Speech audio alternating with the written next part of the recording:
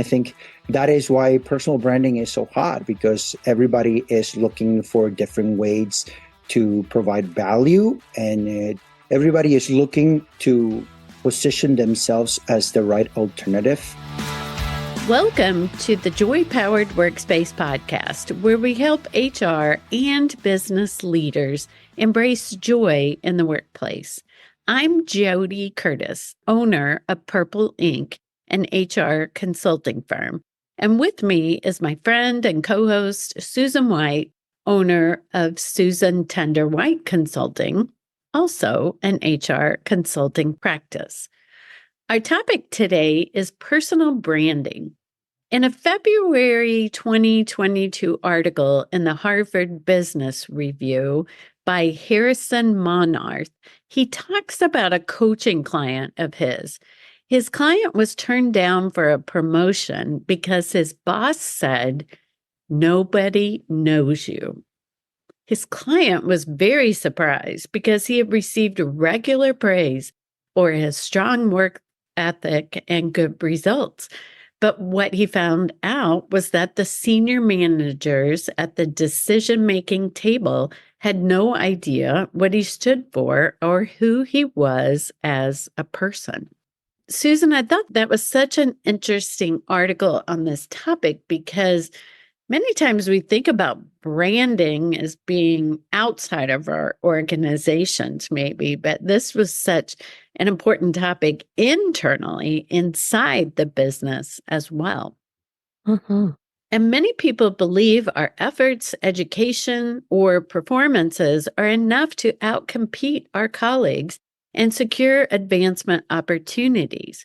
We might not realize, though, or have been taught the value of a personal brand. Often we confuse our reputation with our personal brand, but the two are not one and the same. Everyone has a reputation. The first impressions you make, the relationships you form with managers and peers, and how you communicate, all of these things impact how others see you.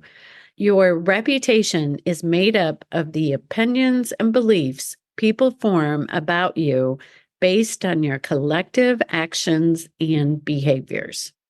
You know, Jamie Dimon, when he joined Bank One before JP Morgan Chase, he came in and he talked a lot about everybody in this organization has a book written on them, and they wrote it themselves. And he always talked about know what's in your book, make sure what's in your book is what you want people to know about you. So anyway, this really makes me think about, I thought, this was probably back in the late 1990s, really on the forefront of personal branding. Yeah. Although he called it your book. I love that. Your personal brand, on the other hand, is much more intentional. It is how you want people to see you, whereas reputation is about credibility. Your personal brand is about visibility and the values that you outwardly represent. You have the power to define your brand by aligning your intentions with actions. That is changing your decisions and behaviors to influence how others see you. If that image aligns with the opportunities you want, then you're more likely to secure them. Makes sense. We have a guest today who knows a lot about personal branding.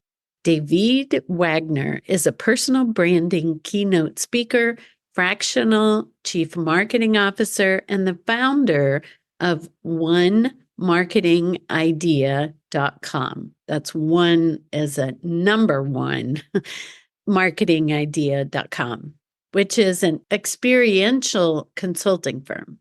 He is the trusted advisor and counselor to influential thought leaders and businesses.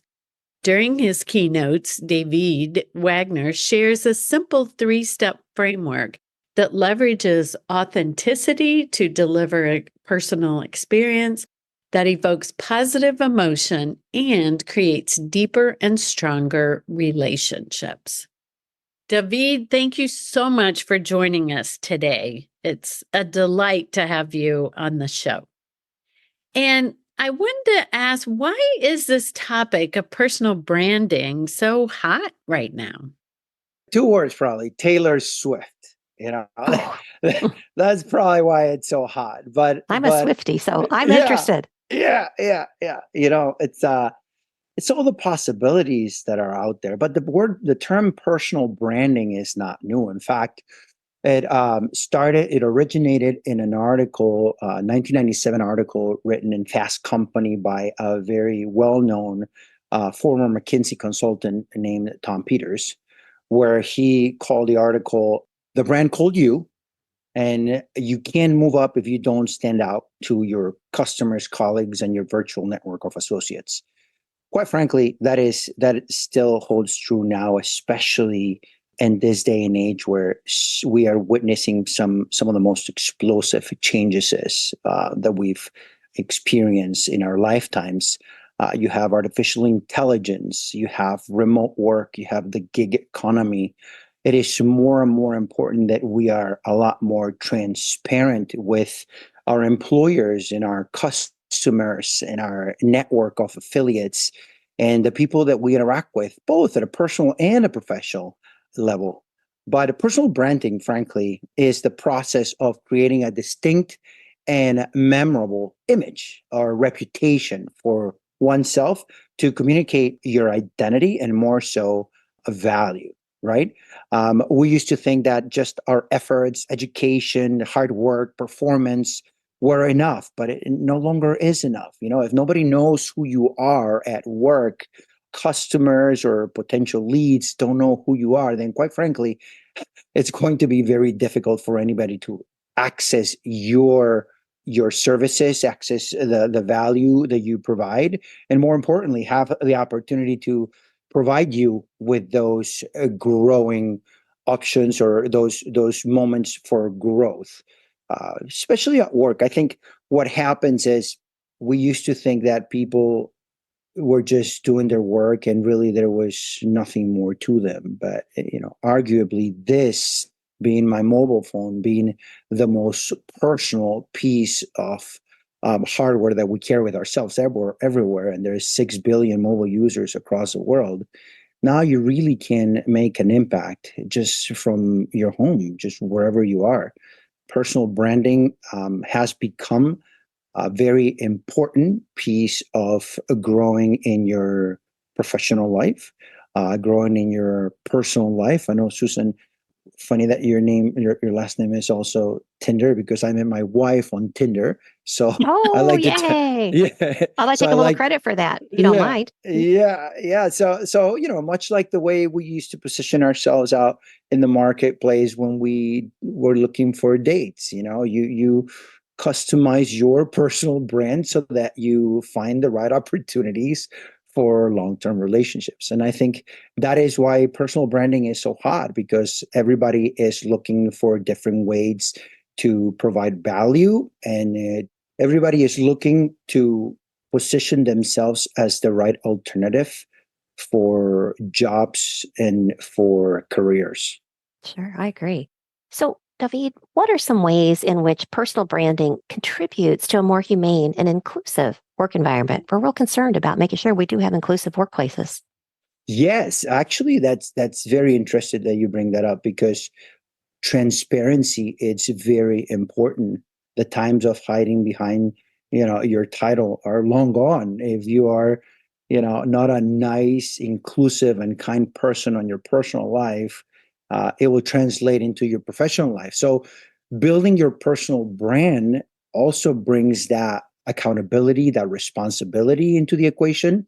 And the more you work on being that responsible, value driven individual in your line of work, the more transparent you have to be. A lot of people are, you cannot be a fake in front of people that have quick access to who you are and the things you're doing, maybe, on a weekend or so. So employees nowadays, the more they look to their personal branding to grow in their careers, the more transparent they become. And that influences how workplaces can benefit from it. In my opinion and in my experience, joy powered workplace environments are the byproduct of healthy teams. And I love, very simply put, the three E's, which are a short acronym for enthusiasm, excellence, and empathy. Employers are looking for enthusiastic people, yes people looking to, go the mile for their companies. They're looking for excellence in everything we do, be that in the way we communicate, be that in the products that we develop, be that in the way we collaborate with other people. Excellence is at the top of every employer's list. And finally, empathy, the ability to collaborate with others and to put yourself in somebody else's shoes and to really understand, what it is that they're going through and how can we be of more help towards the team as we grow to achieving our professional career objectives and overall company goals. I love that.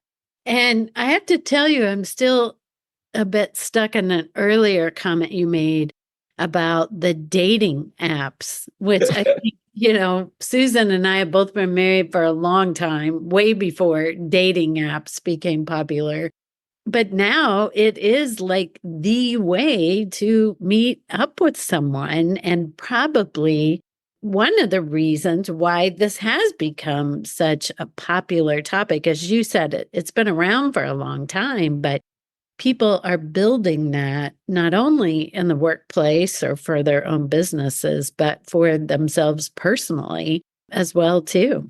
Yeah, I mean, that's once you realize that you can build a persona and be truly authentic and deliver value for in your personal life as we seek, long-term relationships, you very quickly realize that, in your job and for the things that you do as an employee, as an employer, as a partner, you need to also dedicate the right amount of time and be strategic and intentional when building your personal brand, because your personal brand will give you that visibility that in front of the right audiences, right? There's many stories where you see that somebody has been working with a vendor for a long time, and then years later the vendor ends up hiring this person. Or in my case, for example, I was very intentional with my name for and my personal brand for a very, very long time, way before I started my own practice, my own consultant firm, about 6 years ago. And I made it a point to reiterate and reinforce the value I provided to the relationships that I met over the years. I like to say I really didn't open my door 6 years ago. There was a long time ago, as I have built these long-term professional relationships, primarily online through the social media channels and emails and so forth. So, it starts with that intention, right? It starts with what it is that you want to accomplish, what it is that you need to do to put the right blocks in place, and then who do we connect so that down the road when the time comes that you need to be in front of somebody that might have the right opportunity for you, you have already built that relationship. Right. Well, if one of our listeners is looking to grow their personal brand, what is one of the first things, if not the first thing, they should do? Funny, we were just talking about that. A great segue. I think the first thing to look at, which is the easiest and it costs nothing, is really to clean up your social media profiles, right? To align them in a way that people understand very quickly what it is that you do and some of the great things you have accomplished. Also, find a way to keep them all consistent, be that on LinkedIn, X, Facebook, Instagram, TikTok, Threads, Snapchat, whatever it is that you're using the most and where you connect with people the most. Make sure that people know what you're good at, what you do, so that you're always top of mind every time they connect with you. Another thing would be start friending the right individuals.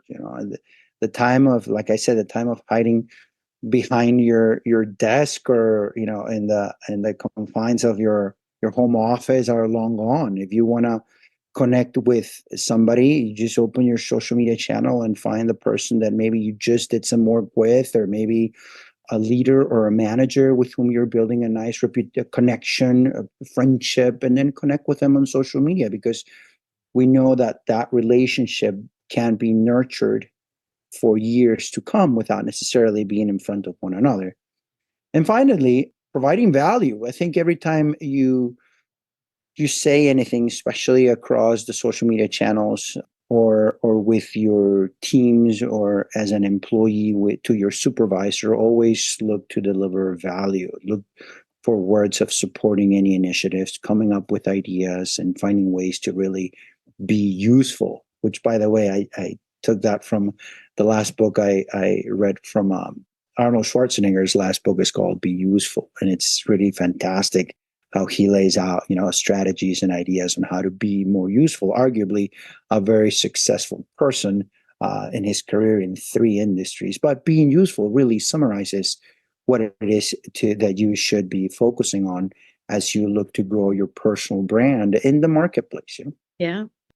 I love your first concept of being social media. I have to tell you, I've had my business for 14 years, but probably 6 or 7 years ago, I noticed I like to travel a lot, personally and for work.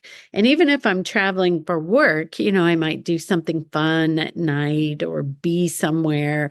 And I was taking pictures or, posting about where I was a lot. And some people might still think I do that, but I actually do it only like a third as much as I used to, because I would get a lot of comments from people saying, like, do you ever work? Or, boy, you seem to have lots of vacation. Or, so now I try to A, just not post about that so much, or B, I'll mention that I'm here for work, but in the evenings. And I was like, wow, that just really hit me as something that was the brand I was putting out there, and didn't even recognize that.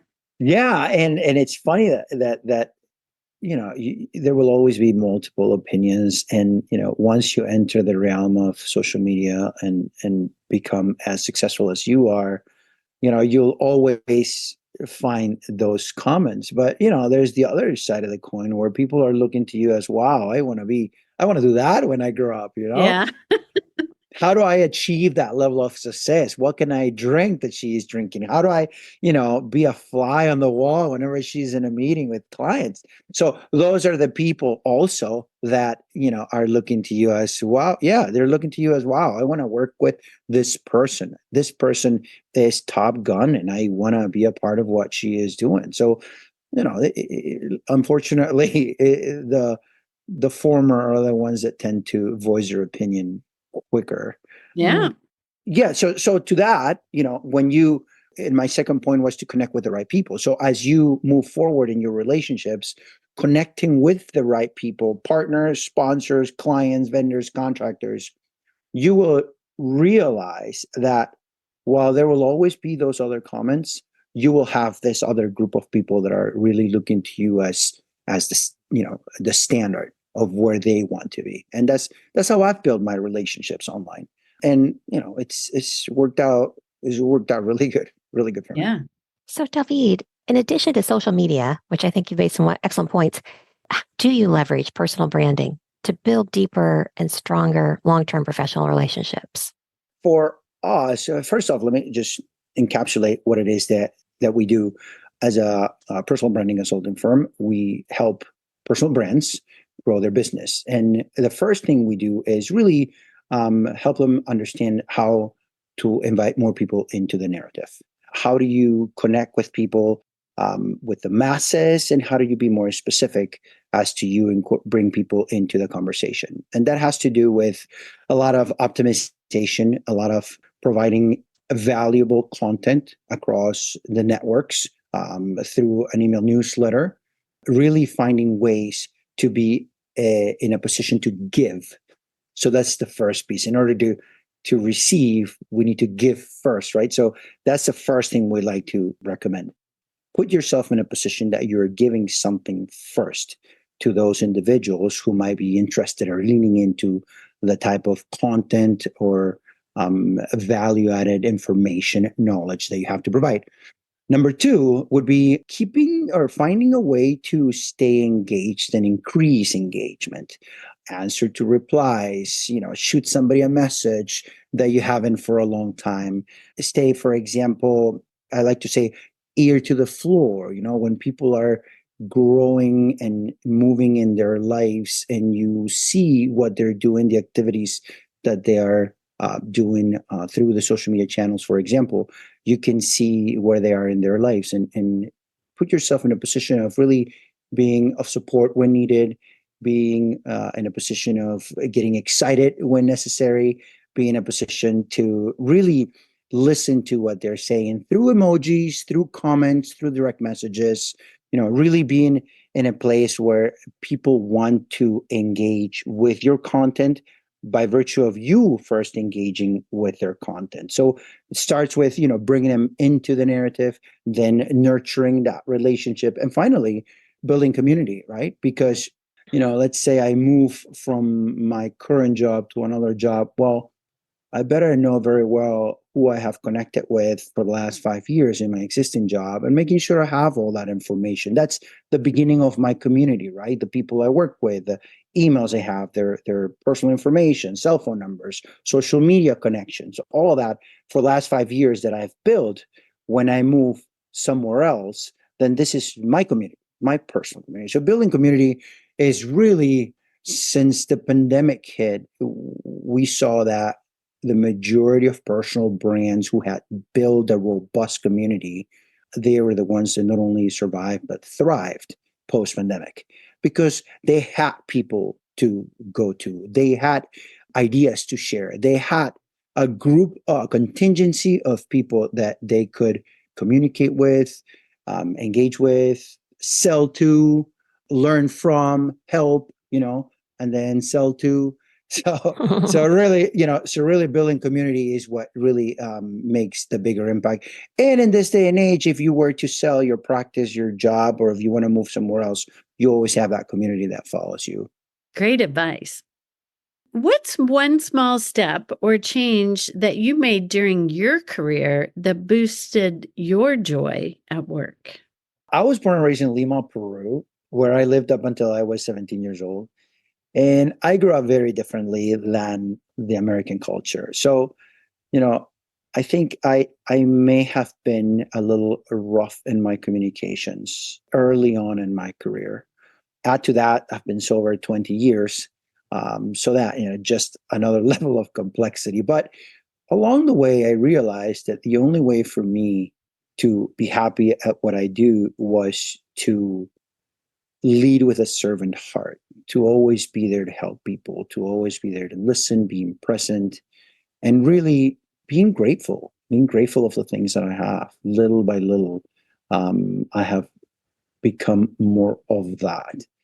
And today, I love what I do. I love what I do. I love what I do for many reasons.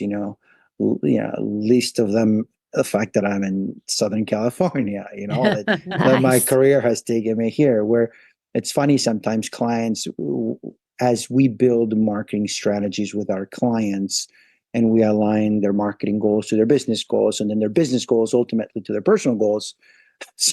Somewhere along the line, they come up with, I would love to sip margaritas at the beach, when I retire. Well, you don't have to retire. I do that every weekend. Not Yeah. margaritas anymore, but the point being is that, it's a matter of being there for people who, strive for better lives and just sharing your story. So that's really has changed the way I look at work nowadays, really being somebody who is here to help and support.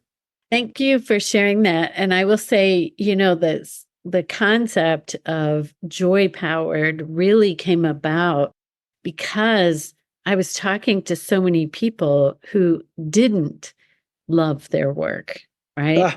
Sometimes they even hated their work. So I love to hear you say, I love, love, love my work, right? That's when we find joy, is Yeah. what we're doing. It brings me joy to hear other people that love their work. Daveed, how could our listeners reach you if they're more interested, or if they're interested in learning more about personal branding or working with you? A few years back, I made a decision as it relates to my name, because my name is David, but in Spanish it's David. So since I moved here to the United States, I've been called David, and going back to David was impossible. All to say that I spell my name Daveee with three E's, just so that it sounds phonetically. Daveee, three E's and D. Daveed Wagner. If you just Google that, you'll find me everywhere. There's only one, guaranteed. So far. Yeah. Well, that's Excellent. a good personal branding tip, right? Yeah. I want to make sure that it was very easy. Very easy. Yeah. Well, thank you so much for joining us today. And I feel like I learned a whole lot about personal branding. So My pleasure. My pleasure. thanks for coming. Thank you. JoDee, we have a listener question. We welcome questions from any of our listeners anytime. If a change is due to a policy compliance issue that needs to be met, how should you communicate that to stakeholders who are resistant to change? Yeah. Which is a topic we all want to know the answer to, right? I mean, we all Yes. struggle with doing this, but I think our answer is communicate, communicate, communicate, right? Tell people it's coming, tell people when it's coming, tell people, how long this, I mean, it might be a forever change, but it might be an interim change as well, too.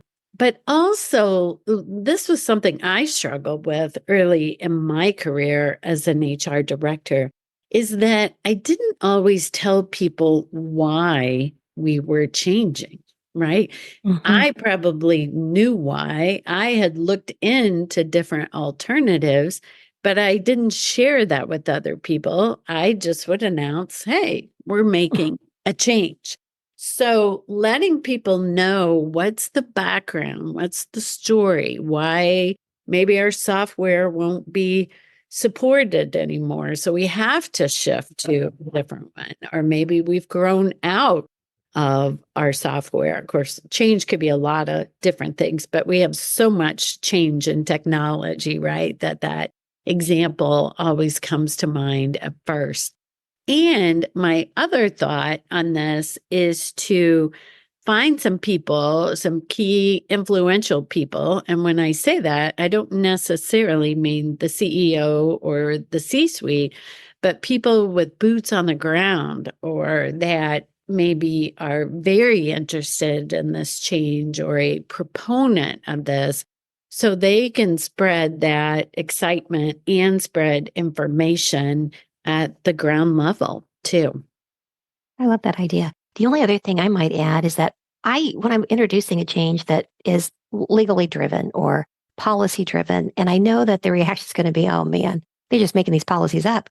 I make sure they know that part of my role is to be a risk mitigator. And we're going to need to make a change here, or else we're going to be inviting risk into the organization. And they may not like it, but I think they can respect that. Yeah, that I think is a great point around change, right? That there might be a lot of people who don't like it, but if they understand it, Yes. understand the purpose of it or why we're doing it, that can help at least. And now in the news, I know that you will be particularly interested in this one, Susan. Oh, good. But if you haven't already heard, wine tasting is the new thing for corporate connection. Who doesn't love a nice sip of quality wine over intriguing conversation among colleagues? Corporations are taking advantage of sophisticated events as such to build more robust and meaningful relationships for employees. I'm not even that big of a wine drinker, but I have been to many different wine tastings where I was educated about wine and found that also intriguing. So not only maybe just drinking wine, but learning about the wine can be an interesting gathering too. And you're right, JoDee. I'm happy to do either. Both. So, if you're looking for new ways for team building or bringing your people together, think about wine. Sign me up. Well, thanks for joining us today and make it a joy-powered day. Thank you. If you would like SHRM recertification credit for listening to this podcast, please visit getjoypowered.com/SHRM. You'll find an evaluation of the podcast, and once you complete the evaluation, you will see the SHRM recertification credit code and a link to a proof of participation certificate. Again, that's getjoypowered.com/SHRM. Thank you for listening, and thanks for your dedication to the HR profession. If you like this show, please tell a few friends about us and let us know what you thought by leaving us a rating or a review on Apple Podcasts. You can find more information on our podcast, our books, our blogs, and more at getjoypowered.com. We're at Joy Powered on Instagram, LinkedIn, and Facebook. And you can send us an email at joypowered@gmail.com. Make it a joy-powered day.